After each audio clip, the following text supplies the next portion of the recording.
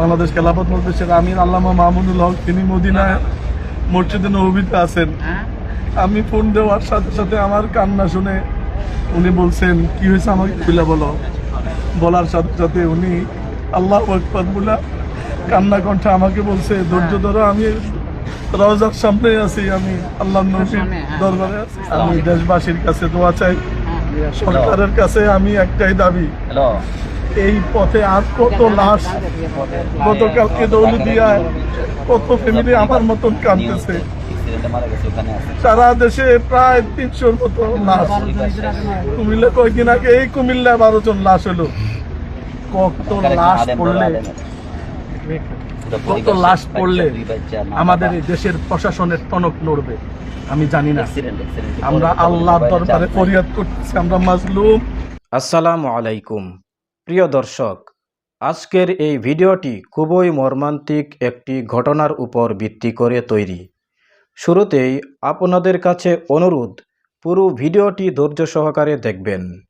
একের পর এক এমন মর্মান্তিক দুর্ঘটনা ঘটেই যাচ্ছে, এর শেষ কোথায়? এবার কুমিল্লার ঢাকা চট্টগ্রাম মহাসড়কে প্রাইভেট কারে বাসের ধাক্কায় না ফেরার দেশে চলে গেলেন আরও 5 জন। তাদের মধ্যে 4 জনই একই পরিবারের। তারা ছিলেন আল্লামা মামুনুল হকের সহপাঠী, বাংলাদেশ খেলাফত মজলিসের সাংগঠনিক সম্পাদক মাওলানা ফয়সাল আহমদের ছোট বোন ভগ্নিপতি মাওলানা আব্দুল মুমিন, এক ভাগিনী ও 2 ভাগিনা, আর অপরজন ছিলেন প্রাইভেট কার ড্রাইভার। তো প্রিয় দর্শক, চলুন আমরা সরাসরি ঘটনার বিস্তারিত শুনি।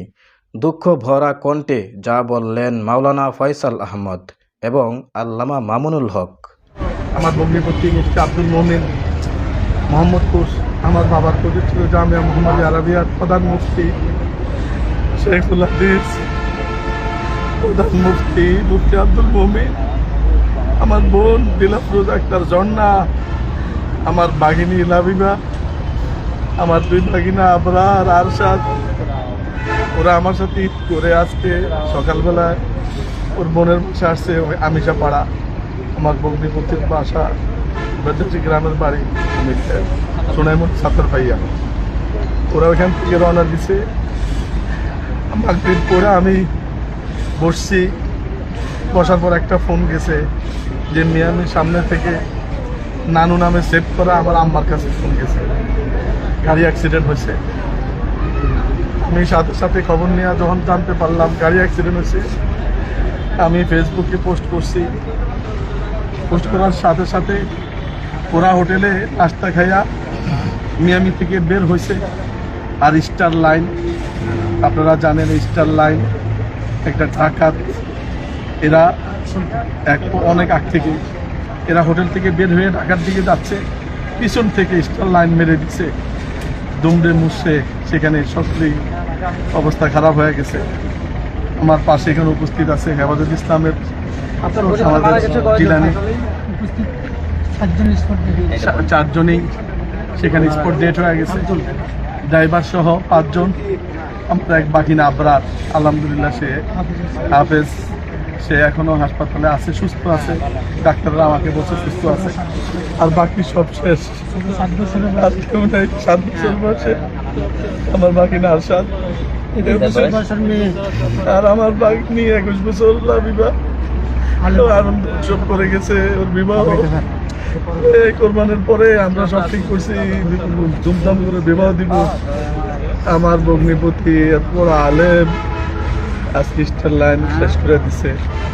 সর্বশেষ আপনার সাথে কখন কথা হয়েছিল? বা আমি যখন মনির ভাইকে, আমাদের সেক্রেটারিকে বলার পরে মনির ভাই দৌড়া, আমাদের মহানগর হুমায়ুন ভাই সহ আমাদের দলীয় নেতা কর্মী হাসপাতালে যে খবর পাইছে, খবর পাওয়ার পরে মনির ভাই আমাকে বলছে আপনার সাথে কে আছে তাকে দেন। তখনও তো আমি বুঝছি আমার বোনের পরিবার নাই। আমি খবর পাইয়া লক্ষ্মীপুর থেকে আমার ছোট মামা জোবাই সাহেব, ওনার গাড়ি নিয়ে দৌড় দিলাম, আশা পুচ্ছি। আমার দলের বাংলাদেশ খেলাফত মজলিসের আমির আল্লামা মামুনুল হক, তিনি মদিনায় মসজিদে নববীতে আছেন। আমি ফোন দেওয়ার সাথে সাথে আমার কান্না শুনে উনি বলছেন কি হয়েছে আমাকে খুলে বলো। বলার সাথে সাথে উনি আল্লাহু আকবার বলে কান্না কণ্ঠে আমাকে বলছে ধৈর্য ধরো, আমি রওজার সামনে আছি, আমি আল্লাহর নবীর দরবারে আছি, আমি আল্লাহর কাছে বলতেছি। উনি স্ট্যাটাস দিচ্ছেন, ফেসবুকে দোয়া চাইছেন, দোয়া করতেছেন। আমি দেশবাসীর কাছে দোয়া চাই, সরকারের কাছে আমি একটাই দাবি, এই পথে আর কত লাশ, গতকালকে দৌলতদিয়ায় কত ফ্যামিলি আমার মতন কাঁদতেছে। সারা দেশে প্রায় 300-র মতো লাশ। কুমিল্লা কয়েকদিন আগে এই কুমিল্লা 12 জন লাশ হলো। কত লাশ পড়লে আমাদের এই দেশের প্রশাসনের টনক লড়বে আমি জানি না। আমরা আল্লাহর দরবারে ফরিয়াদ করতেছি, আমরা মাজলুম, আল্লাহর দরবারে ফরিয়াদ করতেছি, আল্লাহ তুমি এমন এক প্রশাসন আমাদেরকে দান করো যারা আমাদের দেশের জনগণের নিরাপত্তা দিতে পারবে। আল্লাহর হুকুম সর্বোপরি, আল্লাহর উপরে আমরা কি বলবো। দেশের সকলের কাছে আমরা দোয়া চাই, আল্লাহ তাআলা আমাদের যাতে পরিবারকে ধারণ করেন। আর এই স্টার লাইনের যে চালক এবং কোম্পানিকে যেভাবে হোক প্রশাসনের কাছে আমি বলবো আইনের আওতায় এনে স্টার লাইনকে এখানে বন্ধ করা, বারবার স্টার লাইন এখানে কথা বলি আপনার সাথে যে সর্বোচ্চ ক্ষতিপূরণ আবার বলেন একটু। আমি বাংলাদেশ খেলাফত মজলিস হেফাজত ইসলামের কেন্দ্রীয় দায়িত্বশীল। আমার পাশে এখানে হেফাজত ইসলাম বাংলাদেশ খেলাফত মজলিসের কুমিল্লা জেলার কেন্দ্রীয় দায়িত্বশীল আছে। আমার বোন বাগিনা, আমি মোহাম্মদ ফয়সাল, আমার বোন বাগিনা আমার বাড়ি পিটকুইরা ডাকে রওনা দিচ্ছেন। কোথায় আপনার? আজকে আমার বাড়ির লক্ষ্মীপুর চন্দ্রগঞ্জ থানার পিতারকান্দি গ্রামে, আমার ভগ্নিপতির বাড়ি সোনাইমুড়ি। আমার বোন সকালে আমার বাড়ি থেকে তাদের বাড়িতে আসছে, তাদের বাড়ি থেকে রওনা দিছে আজকে ঠিক মাগরিবের আগুন করতে। আমরা জানি না মাগরিবের আগুন, তখন মাগরিবের পরপর একটা আননোন নম্বর থেকে আমার মায়ের নম্বরে গেছে, সেখানে তারা খবর দিলেন অ্যাক্সিডেন্ট হয়েছে।